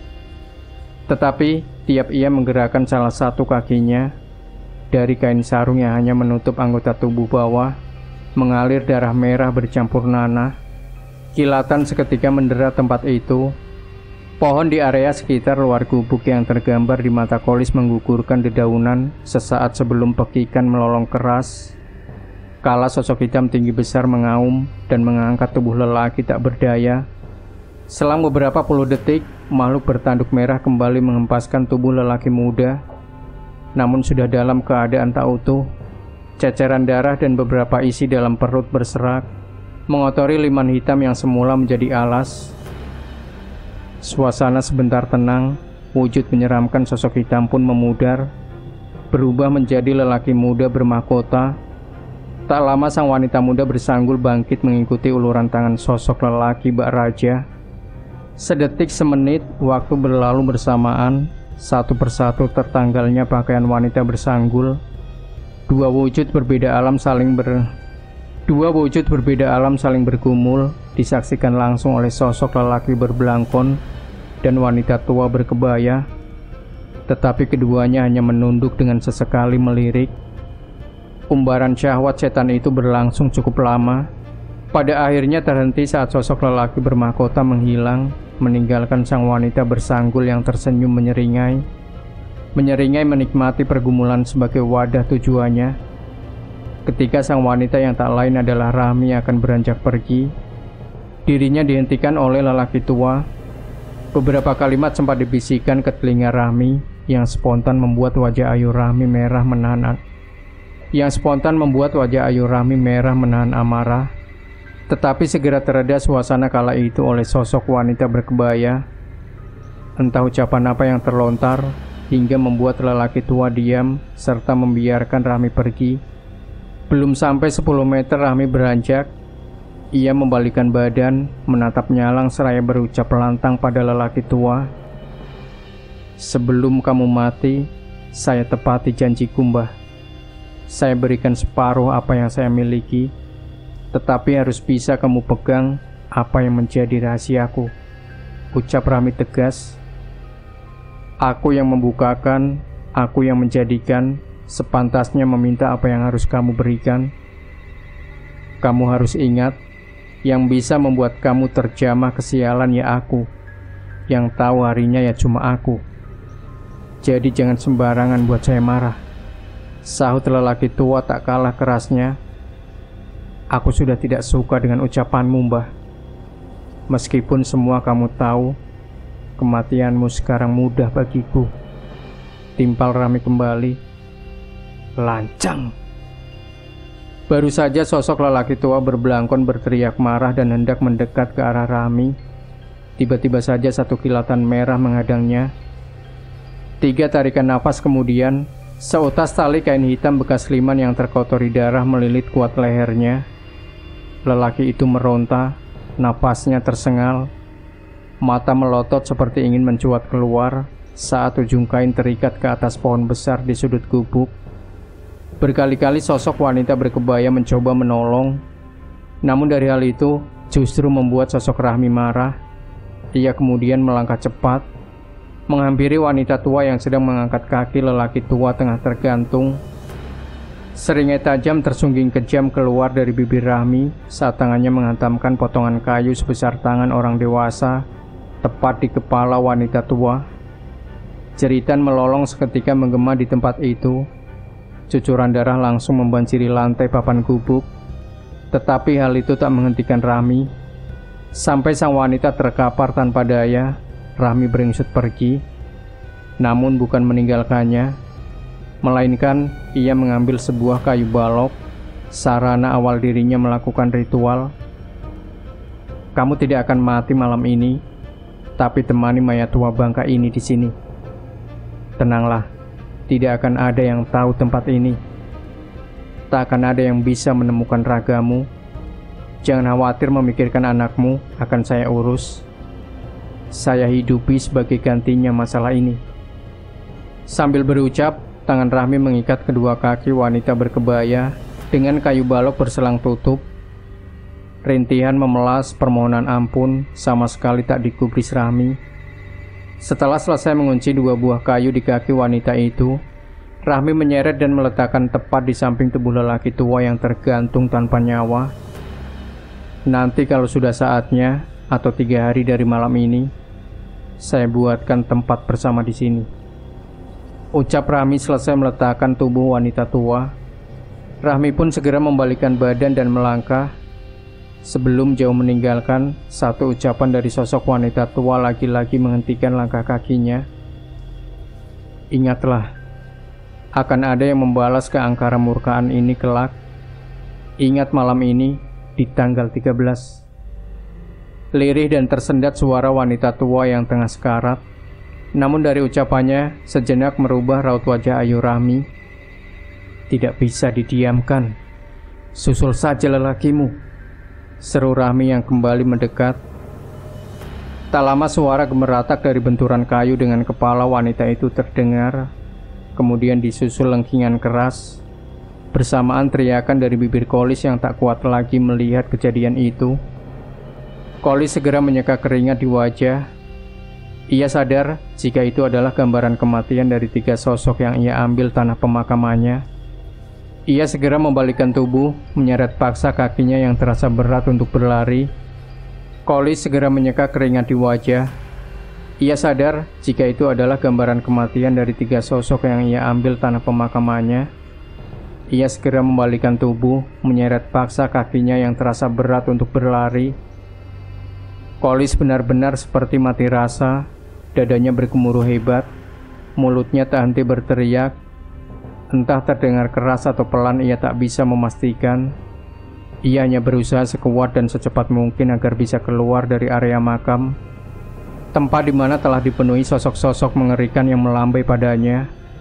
Kolis tak mau lagi melihat sosok lelaki tua yang tergantung di atas pohon. Tak ingin lagi melihat wanita tua terbelok kayu. Tak sanggup lagi mendengar teriakan meminta tolong dari puluhan kepala yang tertanam di tembok bangunan yang mengitari area makam. Ia terus berlari, pelan atau cepat ia tak tahu. Tetapi baginya yang dirasa saat itu, ada dorongan begitu kencang mengempas tubuhnya hingga terenyak di semak belukar daun-daun jati kering. Mas Ilham?" Tak ada jawaban, suasana begitu sunyi kala Kolis tersadar. Nyalinya yang masih ciut semakin menipis saat tahu hanya gelap di sekelilingnya. Perlahan ia paksa tubuh lelahnya berdiri. Dengan menggapai-gapai, Kolis berusaha melangkah dalam kegoyahan. Hanya suara gemerasak akibat tapak kaki yang menyentuh dedaunan kering menemani 1-2 langkahnya. Tak ada semilir angin, bahkan sangat dirasa begitu hampa tempat yang dirinya kira adalah tempat awal ia dan Ilham datangi. Namun, keyakinan itu memudar seiring tak dijumpainya Ilham, juga tanda sebagian tempat yang ia hafal saat masuk. Kabut-kabut tipis akhirnya dapat Kolis lihat manakala ia keluar dari rerimbunan semak kebun jati. Sebuah pagar bambu dengan lampu teplok terlihat tak jauh di depan, sedikit membangkitkan harapannya. Ayunan langkahnya pun semakin cepat menyusuri jalan tanah rata. Tak peduli lagi kabut menghalangi dan beberapa suara kicauan burung hantu yang berputar di atas kepalanya. Hampir ratusan langkah telah Kolis lalui, tetapi belum juga ia sampai di tempat yang bercahaya kerlipan lampu. Rasa lelah kembali mendera. Di samping merasai keanehan dan ketidakberesan tempat itu, membuat Kolis berhenti mengatur ritme nafas sembari memulihkan pikiran akal sehatnya. Sebuah batu besar di sisi kiri jalan menjadi tempat ia menyadarkan tubuh. Pandangannya lurus ke arah cahaya mengerlip, mencoba mengukur jarak antara dirinya. Dekat, sangat dekat dan jelas terlihat, mulai dari pagar dari anyaman bambu, gubuk beratap anyaman rumbia, hingga tempat di mana lampu minyak menempel. Kolis meyakini jika itu adalah sebuah rumah gubuk. Ia juga berpikir jika di tempat itu ada yang menghuni. Berpikir hal itu, niat dan tekadnya kembali bergelora. Segera ia bangkit menuju tempat yang menjadi harapan barunya. Kali ini Kolis tak lagi merasa aneh, sebab dalam hitungan puluhan saja dirinya sampai di sebuah persimpangan 3 dengan posisi sebuah rumah gubuk tepat di sudut simpang kiri bagian depan. Namun baru akan menuju rumah berdinding anyaman bambu, tiba-tiba saja dari sisi kanan telinga Kolis mendengar derap riuh langkah serta obrolan ramai layaknya sebuah pasar. Terkejut dan bingung batin Kolis, ia terpaku di tengah persimpangan, seolah tengah mempertimbangkan tempat yang akan ia hampiri. Selagi kebimbangan bertarung dalam benak, sebuah suara menyusup di telinganya. "Berjalanlah ke kanan, tapi jangan kamu perhatikan apa saja yang kamu temui. Tetap ikuti jalan, jangan berhenti, apalagi sampai mampir." Berpikir sejenak, akhirnya Kolis memilih mengikuti bisikan yang menuntunnya. Sebentar saja ia sampai di sebuah tempat di mana terdapat suara riuh. Bukan sebuah pasar yang ia lihat, melainkan keramaian layaknya pesta hajatan yang digelar dengan hiburan pertunjukan kuda lumping. Suara kenong dan gamelan berirama sangat jelas mengalun. Ramai pedagang dan pengunjung juga tergambar. Namun, berbeda ketika ia berpapasan dengan beberapa sosok. Aroma tubuh mereka berbau wangi kembang, serta kulit tubuh mereka pucat keriput. Tak ada perbedaan antara satu dengan yang lain, lelaki tua maupun muda, serta para wanita sama memakai sebuah ikat kepala hitam menggelambir. Sesampai Kolis di tengah-tengah kerumunan, alunan gamelan kenong berirama cepat dan semakin cepat. Hal itu membuat Kolis terhenti dalam gagapan mencekam. Sorak-sorai pengunjung pun begitu gembira. Mereka serentak berucap kalimat yang aneh berulang hingga beberapa kali. Tepat pada kalimat ke-13 yang sempat Kolis hitung dalam batin, suara gamelan berhenti bersamaan riuhnya suara pengunjung. sunyi dan begitu hening. Hanya kabut tipis bertebaran terlihat di antara sela-sela tubuh pengunjung. Hal itu semakin membuat Kolis terpaku. Tetapi tak sampai 5 tarikan nafas, Kolis segera berjalan cepat, mengingat suatu pesan yang ia dengar. Kolis pun setengah berlari, mendapati tubuhnya yang tanpa sengaja bersentuhan dengan salah satu pengunjung, namun hanya menerpa angin belaka. Ia tersadar jika saat itu dirinya bukanlah berada di alam manusia. Puluhan, bahkan ratusan meter ia berlari tanpa menoleh dan memperhatikan sekeliling. Sampai di sebuah jalan besar nan lebar, barulah Kolis menyudahi gerak cepat kakinya. Sekedar ia berjongkok, mengatur deru nafas serta degup jantung. Setelah dirasa cukup, Kolis kembali melangkah. Jalan besar, lebar berpagar rumah-rumah lawas di sisi kanan kiri. Berhias patung sosok wanita bak ratu, semuanya membuat Kolis terbengong. Terlintas dalam memori ingatannya, suasana tempat itu pernah dirinya lihat, pernah ia lewati, namun dalam batas antara mimpi dan sadar. Tapi kini sangat-sangat nyata ia alami. Larilah, larilah. Bagai tersengat listrik, tubuh Kolis mendengar seruan tegas tanpa wujud. Ia sadar suara itu tak main-main, sehingga dirinya segera berlari kencang, tanpa tahu apa yang memburunya. Namun aneh, seakan baru puluhan meter ia sampai di sebuah pintu gerbang besar tinggi menjulang. Kepanikan seketika menyusup pikirannya, tak tahu lagi arah yang harus ia ambil. Sementara sekelilingnya seolah tertutupi oleh pagar-pagar tinggi dari kayu bersusun rapat. Lutut Kolis pun goyah tersimpuh. Air matanya kembali mengalir, menandakan keputusasaan. Tak lagi ia dengar suara membisik dan mengarahkan. Ia kecewa dan menyesal telah menuruti suara yang tak dirinya tahu wujud aslinya. Hal itu benar-benar membuatnya marah, takut dan pupus. Hingga kepalanya terangkat dan berteriak kuat meluapkan hilangnya sebuah harapan. Getih penileh, kamu harus bisa keluar dari sini. Bebaskan sukmanya orang tuamu, leluhurmu, dan orang-orang yang jadi budak terpilih iblis penerus. Putuskan talinya, putuskan talinya. Bukan lagi membisik, bukan lagi pelan. Suara yang sama Kolis dengar kini membahana seantero tempatnya tersimpuh. Kolis pun menghentikan sesenggukan, mengedarkan bola matanya yang berkaca, mencari wujud pemilik suara. Tetapi hanya kabut berkejaran tertangkap matanya. Rasa sesal dan amarahnya berganti bimbang, namun membersit harapan. Siapa kamu? Terbatas seruan yang keluar dari tenggorokan Kolis kala tak lagi sanggup membendung keingintahuannya. Bangunlah, olesi kayu palang itu dengan darahmu. Nanti akan tahu siapa saya. Cepat, jangan tersusul nafas gaibnya Raja Gotro. Seperti terlecut, tubuh Kolis bangkit, kakinya mengeras seolah terkumpul kekuatan. Tanpa berpikir panjang, ia melepas ikat pinggang yang terlilit di celana. Sudut ikat pinggang sedikit runcing, akhirnya mengoyak ujung jarinya hingga mengeluarkan darah segar. Buru-buru ia tempelkan ujung jari yang berdarah pada kayu menyilang di tengah-tengah pintu gerbang. Beberapa detik kemudian, sapuan angin tipis mengumpulkan kabut-kabut sampai menyamarkan dan menutup pintu gerbang beserta pagar kayu. Kolis hanya termangu menyaksikan kejadian yang ada di hadapannya. Lalu ia pun terlonjak, manakala hilangnya kabut menggumpal. Terganti satu tempat yang dirinya tahu adalah gapuro awal dirinya masuk bersama Ilham. Mas Ilham, Mas, panggil Kolis tanpa ragu. Nak, temanmu tidur sebentar. Tidak kuat terkena kondisi sirapnya tempat ini. Tunggulah sebentar lagi.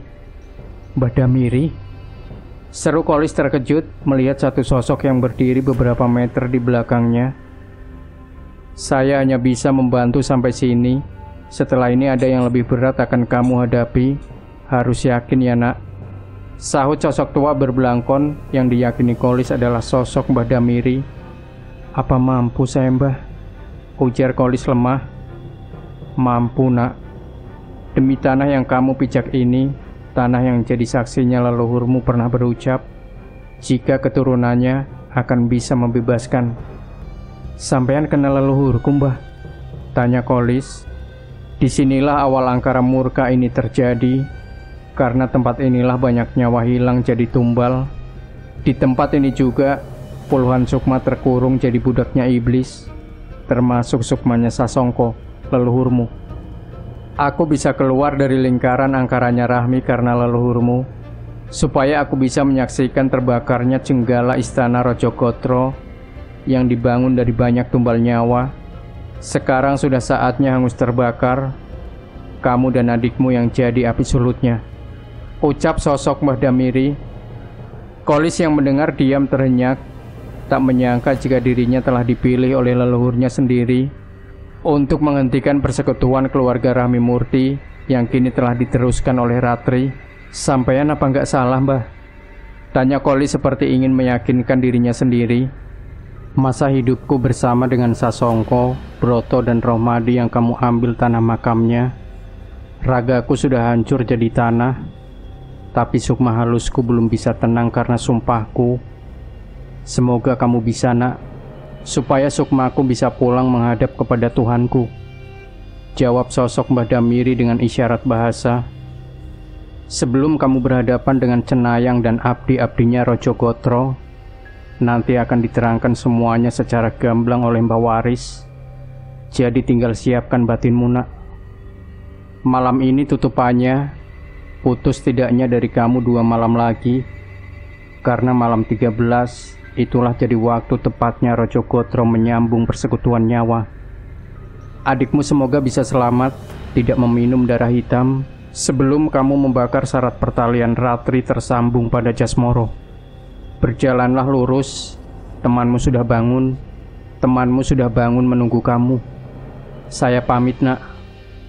Perlahan, sosok Korin Kematren Mbah Damiri mengabur dan hilang terhempas kabut setelah mengakhiri ucapannya, meninggalkan Kolis sendiri yang masih mematung penuh kegusaran. Tak lama Kolis pun beranjak, teringat akan ilham yang dikatakan sosok Mbah Damiri telah terbangun dan tengah menunggunya. Siutan angin dini hari terasa begitu dingin menusuk kala Kolis keluar dari lahan berpagar yang menyimpan banyak kengerian. Liukan burung-burung membayang hitam di atas kepala dengan mengeluarkan suara nyiutan melengking, mengiringi langkah keberhasilan Kolis malam itu. Tetapi bukanlah sebuah akhir, namun awal dari kengerian selanjutnya yang bahkan belum pernah ia alami dan lihat sebelumnya. Meski selama perjalanannya Kolis selalu terdampingi, toh batinnya tetap saja berteriak ketakutan, penuh rasa cemas terselubung putus asa. Mas, kamu tidak apa-apa? Tanya Kolis pada sosok Ilham yang duduk dengan wajah sayu. Yang sudah selesai sampean. Kang, sudah selesai sampean, sahut Ilham terkaget, tak menyadari kehadiran Kolis. Sudah, Mas.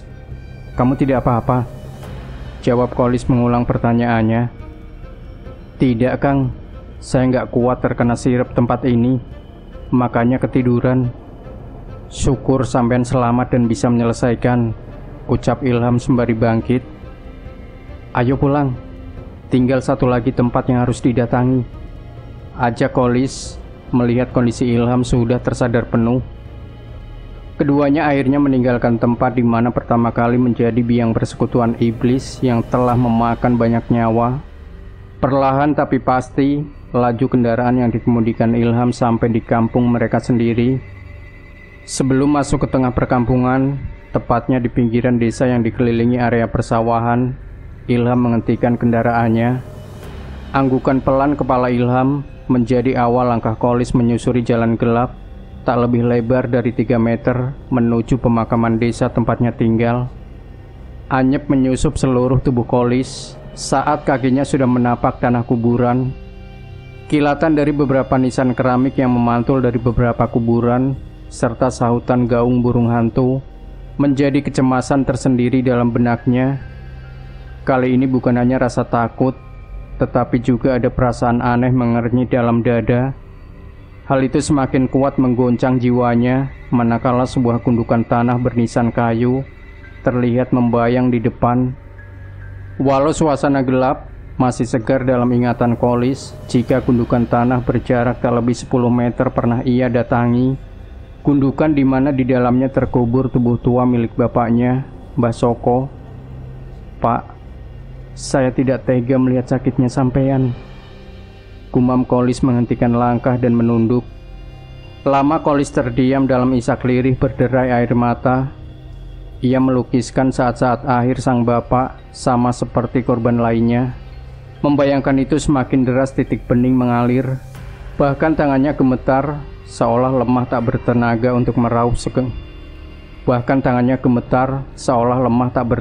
untuk meraup segenggam tanah di atas kuburan sang bapak. Namun, sebelum suasana jiwa Kolis semakin terguncang, lagi-lagi suara membisik menguatkan batinnya. Lebih sengsara kalau tidak kamu selesaikan. Kolis segera menutup matanya dan bersimpuh di samping makam Mbah Soko. Tangannya yang masih gemetar segera mengulur untuk mengambil segenggam tanah gembur berwarna merah. Tak ada kejadian apapun, tak ada gangguan apapun sampai ia memasukkan tanah ke dalam kantong hitam ketujuh yang ia siapkan. Namun saat akan bangkit, baru Kolis merasakan keanehan. Wajah Kolis seketika meringis, menahan berat sesuatu yang menekan tubuhnya. Berkali-kali ia mencoba bangkit, tetapi hal itu justru membuat tubuhnya tertekan semakin kuat.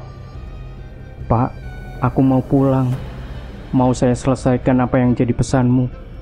Tolong aku, Pak. Ucap Kolis mengeram. Setelah mengucap hal itu, sedikit longgar dirasakan tubuhnya. Tetapi tak lama, suara bentakan disusul jeritan keras menggema, menghujam kencang rongga telinga Kolis. Sakit dan terasa panas seluruh tubuh Kolis saat itu. Tak hanya itu, jiwanya langsung terguncang saat tahu suara jeritan melengking adalah milik bapaknya. Tergambar jelas di hadapan Kolis, saat itu tubuh bapaknya berlumur darah. Baju putih lusuh yang biasa bapaknya kenakan telah berubah merah darah tertempel potongan-potongan kecil daging, serta kulit tubuhnya sendiri yang terkoyak. Sekali lagi lengkingan keras menyayat keluar dari bibir bapaknya dan sangat memilukan bagi Kolis. Kala sebuah tangan berbulu, berkuku tajam menghujam ke bagian perut tua bapaknya. Beberapa saat lamanya, tangan dengan kuku tajam itu tenggelam di dalam perut, mengaduk berputar, sebelum disentak kuat keluar bersama keluarnya seluruh isi perut milik Mbah Soko. Tak ada jeritan, hanya bola mata Mbah Soko yang melotot tajam, mengerjap-ngerjap kuat, sekuat sengalan nafas yang begitu terlihat berat. Ini jadinya kalau melawan aku.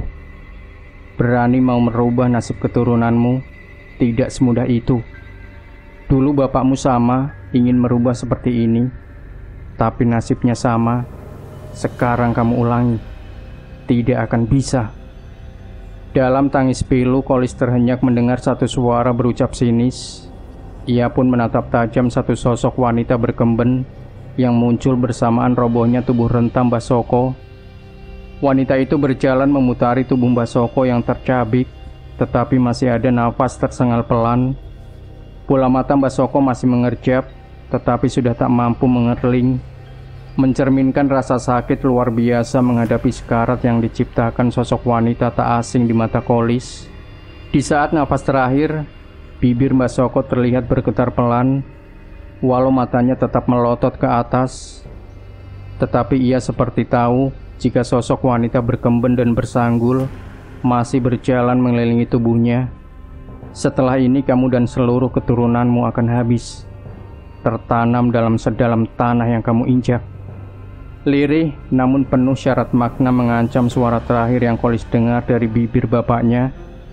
Tetapi hal itu justru membuat amarah sang wanita bergemuruh. Senyum sinisnya berubah geraman kuat. Bibirnya bergerak cepat seperti membaca sesuatu yang kemudian satu auman keras menyambut. Seperti ini yang kamu harapkan, tertanam dalam. Krak, krak, krak. 3 kali sangat jelas suara gemeratak terdengar Kolis saat sebuah kaki hitam berbulu menginjak kuat kepala bapaknya sampai masuk ke dalam tanah. Kolis tak kuasa lagi menahan amarah. Ia pun berteriak keras sekencang-kencangnya. Namun itu tak merubah apa-apa. Tak terdengar, tak membuat nyawa sang bapak tertolong. Justru tubuh Kolis yang tiba-tiba bergetar sebelum tiba-tiba terlempar jauh. Sudah Kang, sudah selesai. Tenang. Bapakku gimana Mas? Sedikit sibuk dan kewalahan Ilham menenangkan Qolis yang masih terguncang meski telah jauh dari tanah makam. Beberapa kali ia harus terpental ketika Qolis memberontak sambil berteriak kencang. Kejadian itu berlangsung cukup lama, sampai akhirnya satu tebakan tangan disertai tiupan di telinga melimbungkan tubuhnya. Qolis terkulai lemah. Matanya nanar menatap seraut wajah tua yang baru saja muncul dan berdiri di sampingnya. Bibirnya bergerak pelan, seolah ingin berucap sesuatu. Tapi belum sampai suara itu keluar, Qolis merasakan dunia begitu gelap, serta udara sangat begitu dingin. Tetapi ingatan Qolis masih begitu segar untuk sekedar mengenali tempat itu. Tempat di mana ia duduk bersama Ilham sebelum masuk ke lahan kuburan Rosyid. Nah, Sobat Misteri Sunyum Cekam, cerita ini masih ada satu part lagi yang tidak boleh Anda lewatkan, yaitu bagian terakhir atau bagian kelima. Dan jangan lupa berikan komentar Anda, like, share video ini, subscribe channel Sunyum Cekam, dan nantikan kembali cerita-cerita misteri terbaru dari kami. Wassalamualaikum warahmatullahi wabarakatuh.